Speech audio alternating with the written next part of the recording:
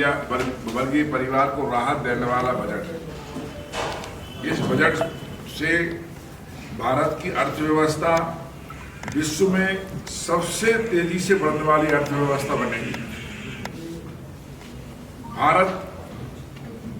Bharatiya Janata party की सरकार, केंद्र की सरकार ने इस बार विशेष फोकस किया है युवा, अन्नदाता, महिला। ये तीन चीजों पर विशेष फोकस सरकार ने किया है और उसके लाभ आगे चल के कई पीढ़ियों तक हमको मिलेंगे, जो देखने में हम आएंगे। माननीय प्रधानमंत्री नरेंद्र मोदी जी के नेतृत्व में एनडीए सरकार ने हमेशा राष्ट्र के निर्माण और मध्यम वर्ग के उत्थान के लिए कार्य करने का निर्णय लिया। ये इस बजट का स्वरूप है। मध्यम वर्ग में छोटे मझोले नौकरी पेशा वाले लोगों की बहुत दिन से मांग थी, खास करके कि जो हमारी टैक्स की लिमिट है वो बढ़ाई जाए। तो इस बार बहुत ही खुशी की बात है, 12 लाख तक की आयकर वालों को कर से मुक्त कर दिया गया है। 12 लाख की जो राशि से कर मुक्त हुआ है, इससे करीब 12,75,000 नौकरी पेशा लोगों को लाभ होगा और इसमें करीब 50,000 से 1,10,000 की राशि की बचत पर्टिकुलर हर व्यक्ति को होगी, जिनको मध्यम वर्ग की मजदूरी, हमारे जो नौकरी पेशा वाले लोग हैं, मध्यम वर्ग आय वाले लोग हैं, उनको इससे विशेष रूप से फायदा होगा।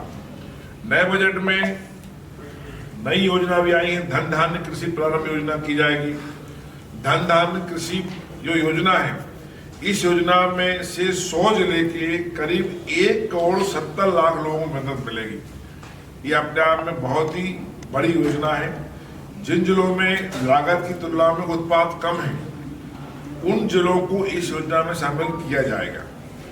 विदेशों से दाल खरीदी कम करने के लिए हमारे देश में तुअर, उड़द, मसूर का रकबा बढ़ाने का लक्ष्य रखा गया है। इसमें उत्पादन बढ़ाने के लिए हम लोग अनेक काम करेंगे। इस वर्ष को हमने, हमारी सरकार ने, केंद्र सरकार ने दलहन उत्पादन के रूप में लिया है, ताकि हमारे देश को आत्मनिर्भर बनाने में एक बहुत बड़ा लक्ष्य निर्धारित करेगी। उद्योगों को बढ़ावा देने के लिए सूक्ष्म लघु उद्योग की जो राशि 5 से बढ़ाकर 10 करोड़ कर दी गई है, सीधी किसी दोगुनी राशि कर दी है। तो हमारे मध्यम वर्ग की जो उद्योग वाले हैं, उनको भी, छोटे उद्योग लगाने वालों के लिए बहुत बड़ी राहत है।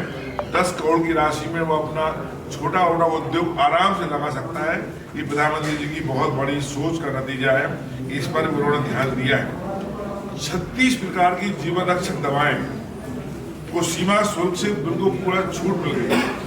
36 प्रकार की जीवन रक्षक दवाओं के लिए सीमा शुल्क से छूट प्रदान की गई है। इससे भी बहुत लोगों के लिए, हमारे आम लोगों के लिए इससे बहुत बड़ा फायदा होगा। तकनीकी क्षेत्र में 10,000 फेलोशिप दी जानी है, जिससे चिकित्सा के क्षेत्र में, अन्य क्षेत्रों में भी सुधार होगा। चिकित्सा महाविद्यालय, विद्यालय भी हमारे काफी खुल रहे हैं, उनको भी सुविधा होगी। इस बजट में शिक्षा, स्वास्थ्य, कृषि, मध्यम और छोटे उद्योगों के विकास हेतु पूरा ध्यान दिया गया है। निर्धन, वंचित, मध्यम वर्ग तथा लघु मध्यम और छोटे किसानों को अनेक लाभ प्रदान किए गए। इससे देश की आर्थिक प्रगति होगी। देश के सभी वर्ग भारत की विश्व की तीसरी अर्थव्यवस्था बनाने में अपना सहयोग दे सकेंगे। तीसरी एनडीए सरकार का यह पहला बजट है।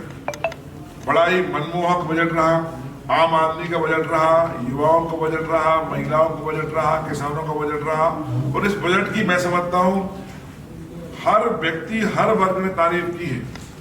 विपक्ष भी इस बार इस बजट की मन ही मन, भूरी प्रशंसा तो शायद नहीं कर पाया, क्योंकि उनका आलोचना करने का उद्देश्य है, लेकिन बहुत ज्यादा आलोचना भी इस बार देश के किसी व्यक्ति ने नहीं की। इस बात के भी हम सब गवाह हैं। तो मेरा यही सोचना है कि बजट जो आम लोगों के लिए रहा है, इस बजट का लाभ हम सबको मिले।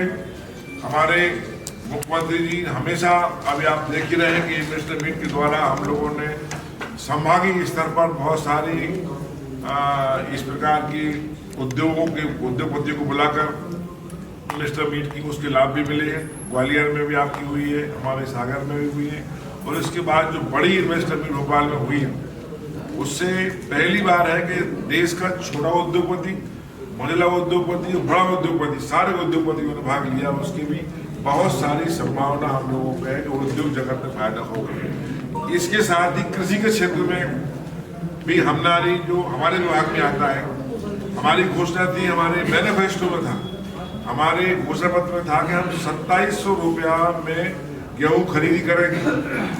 तो हमने एक साल हमारी सरकार को बने हुआ है, हमने, क्योंकि मैं इसे कह रहा हूँ, दोबारा याद दिला रहा हूँ कि ये मोदी जी के किसान से संबंधित बात है, युवा, किसान और महिला।